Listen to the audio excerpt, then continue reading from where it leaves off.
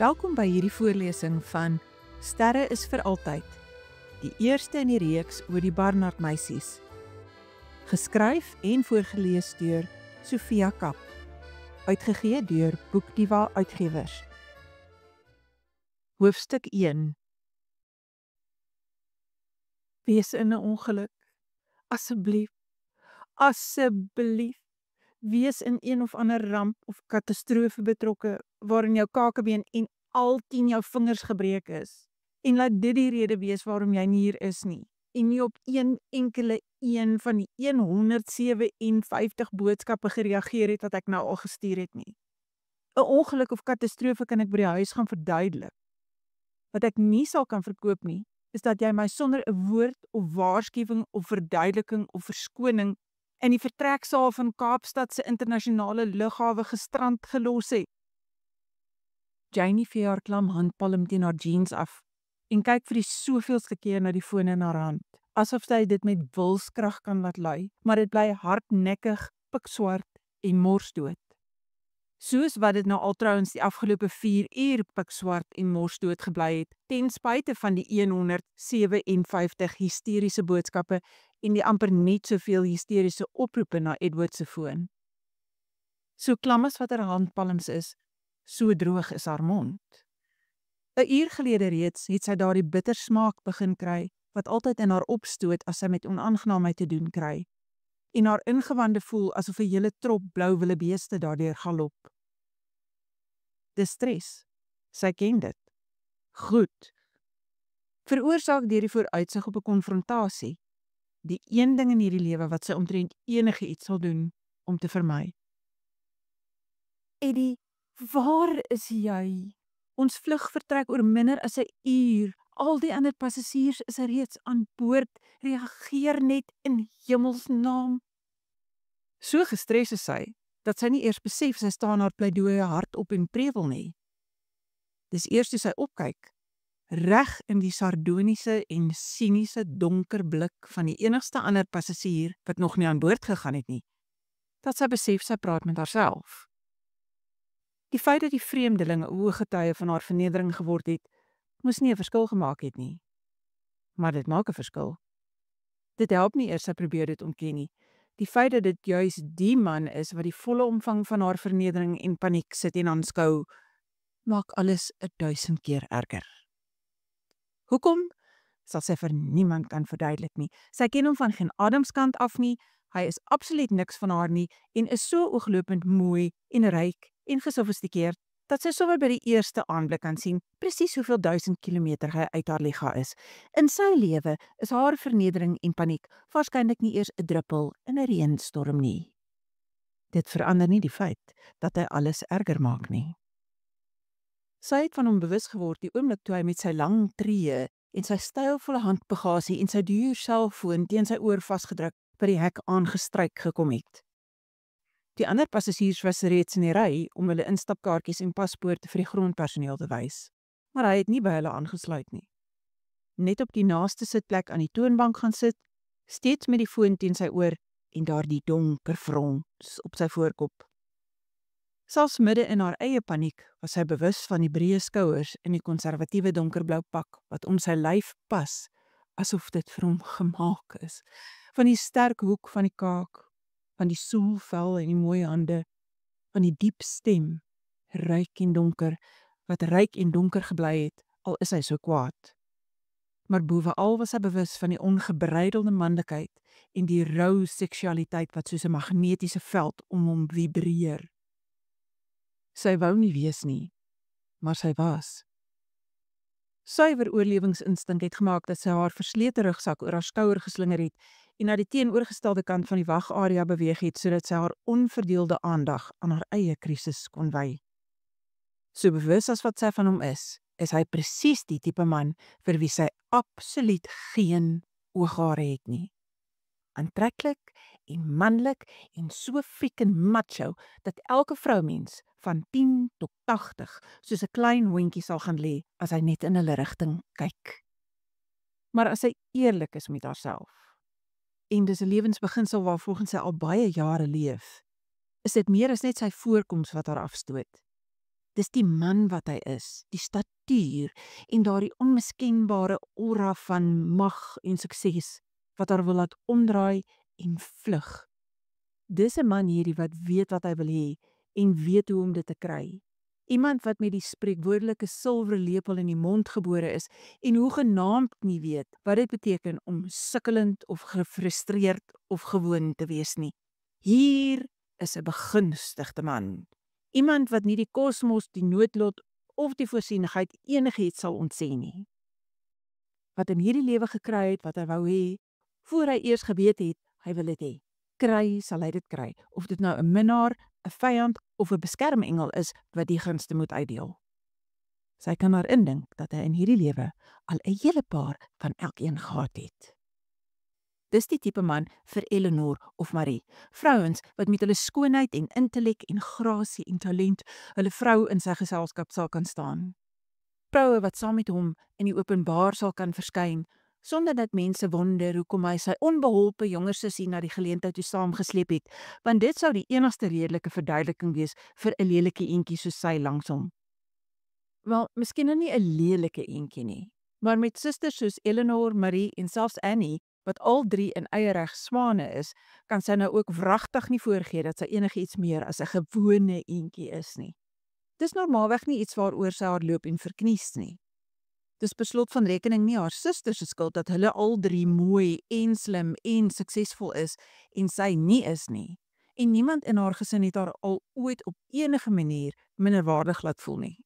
Buiten miskien Eleanor, wat nog nooit gedink het sy hoef haar te steur aan die wag voor haar mond nie.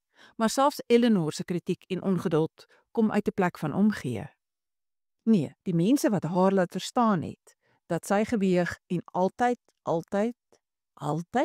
te lig bevind sal word, is die mans wat in haar lewe ingekom het en onvermydelik weer uitgegaan het. Veral mans soos hierdie, wat haar deur hulle blote syn nog meer gewoon en onbeduidend laat voel as wat sy reeds voel. Dis hierdie mans wat almal volgens een of ander ongeskrewe oeroue waarheid weet dat die beloning vir hulle sukses skoonheid en grasie is. Hulle kan lyk soos Boeddha of die kinderbybelduiwel. As hulle geld het, is hulle geregtig op 'n supermodel. 'n Supermodel gaan sy nou nie wees nie. Maak nie saak hoeveel makeovers Marie vir haar reël of hoeveel swart nommertjies Eleanor vir haar uit New York bring nie. En dis daardie wete dat sy tekort skiet, dat sy nie kan meeding nie al doen sy wat haar binne 'n oogwink in 'n klats kan verander. Wat die verkeerde ding sê of haar drankie omstamp of mosterd op haar hemp mors. En soos altyd, wanneer sy gevaar loop om met hierdie glansryke mense iets te doen te hê, gaan kruip sy instinktief in die donkerste hoekie aan die verste kant van die vertrek weg, waar sy uit hulle oog en hulle vaarwater kan bly. Dis beter dat sy haar van die begin af op haar plek hou, as om per ongeluk in hulle geselskap te beland en dan weggestuur te word, omdat sy nie aan hulle standaarde voldoen nie. Terwyl die ander passasiers nog daar was en geskarrel het om aan boord te gaan, was dit betreklik maklik om hom te ignoreer. Boonop was dit op 'n vreemde manier gerusstellend om ook al gaande te besef, hy's amper net so ontstig as sy. Nie dat hy ooit sy stem verhef of sy arms geswaai het nie, daarvoor is hy heeltemal te afgerond en beheers. Maar sy het die onderdrukte woede herken aan die wit van die kneukels om die foon en in die stywe trek om die mooi mond, wat al hoe minder te sê gehad het hoe langer die gesprek geduur het. Waaroor hy so kwaad was, kon sy nie agterkom nie, maar sy was amper buitensporig verlig om te weet dat dit blykbaar vir meneer perfek moontlik was om ook 'n kakdag te hê. Sy het gedink net gewone entjies het kakdae. Maar nou dat hulle die enigste twee reisigers by die hek is haar wegkruip op. Haar tyd ook, besef sy, toe die grondwaardin in die netjiese donkerblou uniform haar nader wink. Juffrou Barnard? Teesinnig stap sy nader. Voor die vrou lê daar 'n lys met name wat sy met 'n lang rooi naal vaspen. Is jy Jane Barnard? Dis die enigste vroulike passasier op my lys wat nog nie aan boord gegaan het nie. Ek. Haar stem klink wankelmoedig en ontsteker. en 'n vars golf verleentheid spoel oor haar. Gewoon en onsaamhangend. Sy moet keel skoonmaak. Ja, ek is Jane Barnard. Wel, juffrou Barnard, beplan jy nog om die vlug te haal? Die hek gaan binne die volgende 3 minute sluit. Ek wag eintlik vir iemand, maar laat ek net uitvind, miskien is hy nog op pad.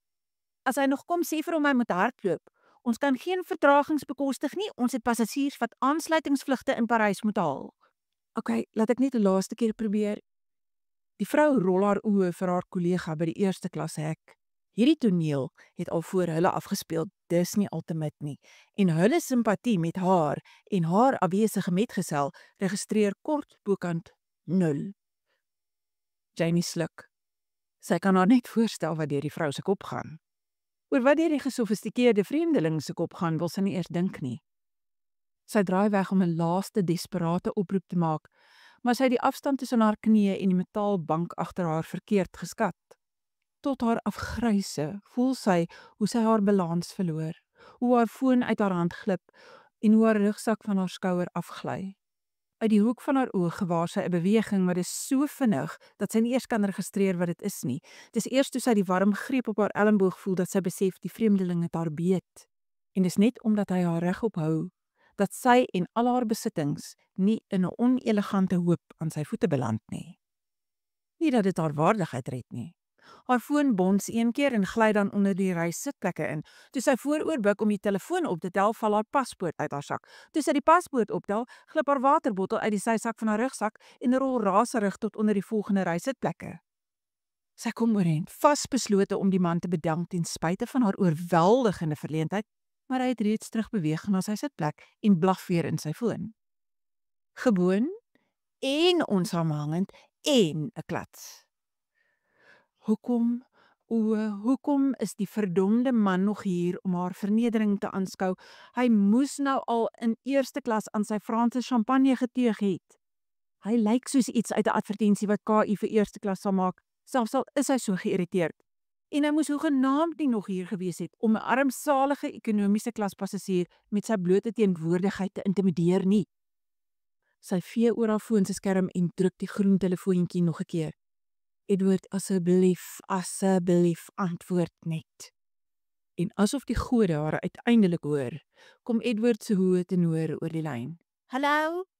Groot sug van verligting, massief.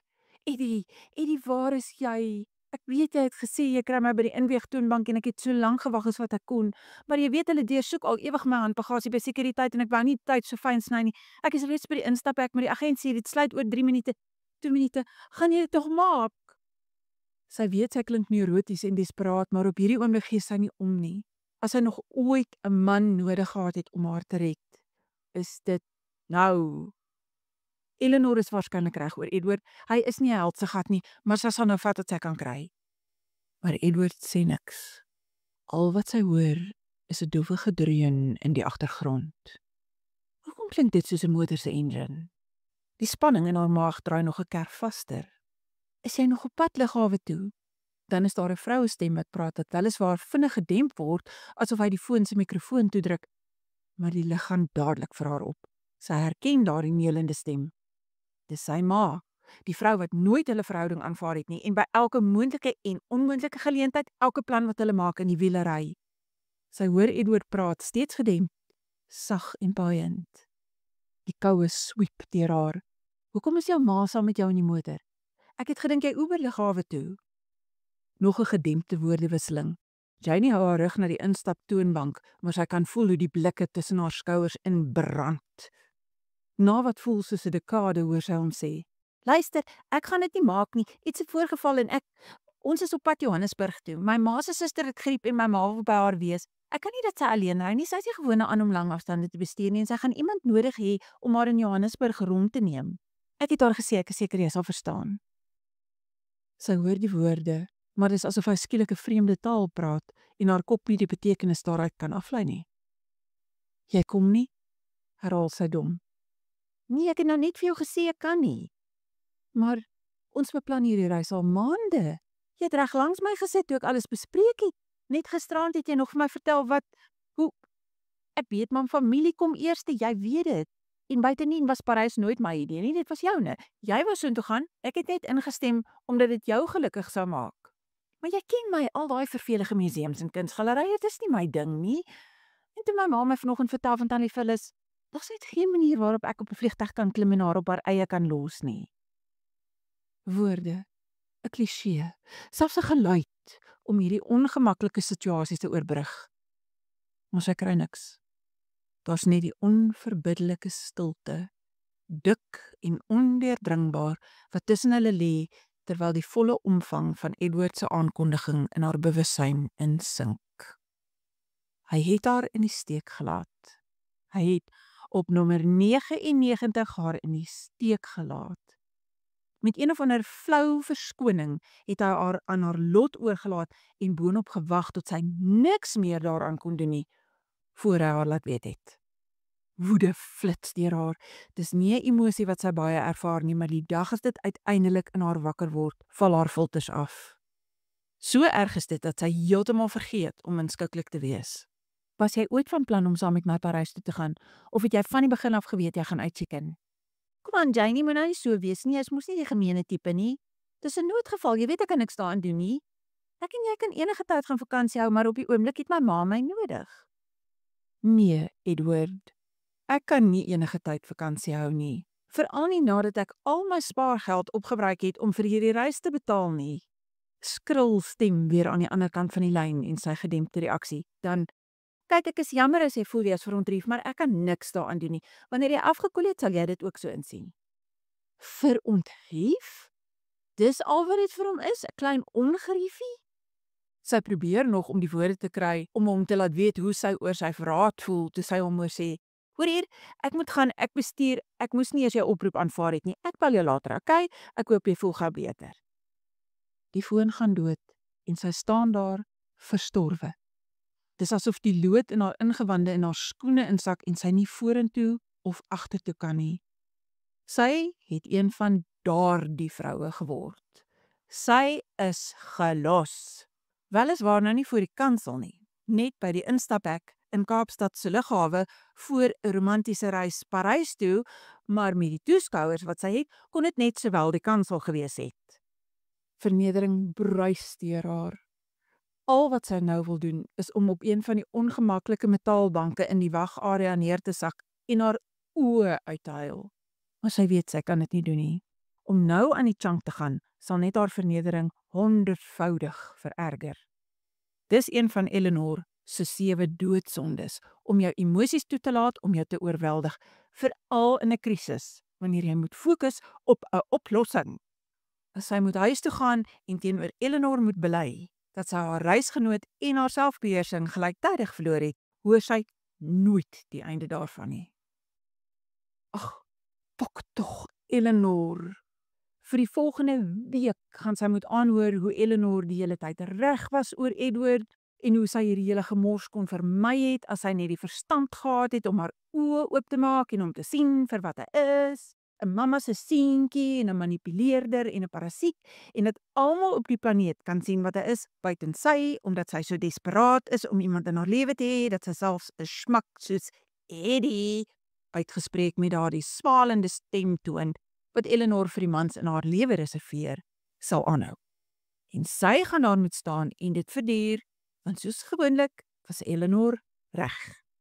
Hoe op aarde gaan sy dit oorleef? Sy skraap die laaste flenters van haar selfbeheersing bymekaar en draai na die agent. Hy gaan nie saam nie, ek ook nie, al net ons name van die passasierslys af. Dit lyk nie asof die agent beduidend verlig is oor hierdie kitsoplossing vir die situasie nie. Het jy bagasie ingeboek? Ja, een tas. Dan is dit nie so eenvoudig nie. As jy nie op die vliegtuig gaan wees nie, moet ons jou bagasie uithaal. Dis okay, ek sal daar verwag. Dis ook nie eenvoudig nie. Jou bagasie is iewers in die ruim tussen 1000 ander tasse en hulle sal waarskynlik alles moet aflaai om daarby uit te kom. Dit sal beteken dat die vlug in elk geval vertraag moet word. Sy is nog besig om hierdie inligting te verwerk, toe sy uit die hoek van haar oog die lang figuur uit sy sitplek sien opstaan. Om een of ander rede maak sy donker teenwoordigheid die situasie nog meer spanningsvol. Die agent lig weer haar dun geplukte wenkbroue. So, wat gaan dit wees? Gaan jy vlieg of gaan jy almal se vakansies bederf? Sy wil nie op die vliegtuig wees nie. Sy wil nie verplig wees om haar seer en vernedering op die agtergrond te skuif, sodat sy nie ander mense se vakansies bederf nie. Sy wil vir die vrou sê dat sy die volste reg het om in Suid-Afrika te bly as sy wil. Vir een keer in haar lewe wil sy hê 'n situasie moet ontvou soos dit haar pas en nie soos dit ander pas nie. Maar sy is wie sy is en sy kan nie die oorsaak van iemand anders se ontsteltenis wees nie, nie eers 'n vliegtuig vol vreemdelinge wat sy absoluut niks skuld nie. Nee, ek wil nie. Okay, ek sal maar saamgaan. Om haarself verdere ongemak te spaar, sal sy Parys toe vlieg. Maar sodra sy daar kom, klim sy op die eerste die beste vliegtuig terug, selfs al moet sy die hele ding op haar kredietkaart sit. Wel, sy sal dit op haar kredietkaart moet sit. Van haar spaargeld is daar amper niks oor nie. Sy sal sommer vanaand al moet begin bid, daar is genoeg krediet op haar kaart, dat sy 'n peperduur op die nippertjie terugvlug daarmee sal kan betaal. Ek het jou paspoort en jou instapkaart nodig. Ja, natuurlik. Sy oorhandig beide en uiteindelik kan sy wegkom van die agente se swak verdoeselde leedvermaak en die vreemdeling wat met sy pak en sy manlikheid en sy sardoniese oë 'n onsmaaklike ervaring in 'n volbloed nagmerrie omskep het. Indien jy die volledige Sterre is vir altyd op YouTube wil volg, teken in op my kanaal. Dit doen jy deur op subscribe onder die video te klik. As jy op die klokkie klik, laat YouTube jou weet wanneer ek die volgende hoofstuk laai. Indien jy eerder die papierboek wil hê, kan jy dit bestel by Graffiti Boeke. Ek plaas die skakel in die beskrywingsboks hieronder. Sterre is vir altyd is slegs beskikbaar by Graffiti Boeke en Bargain Books.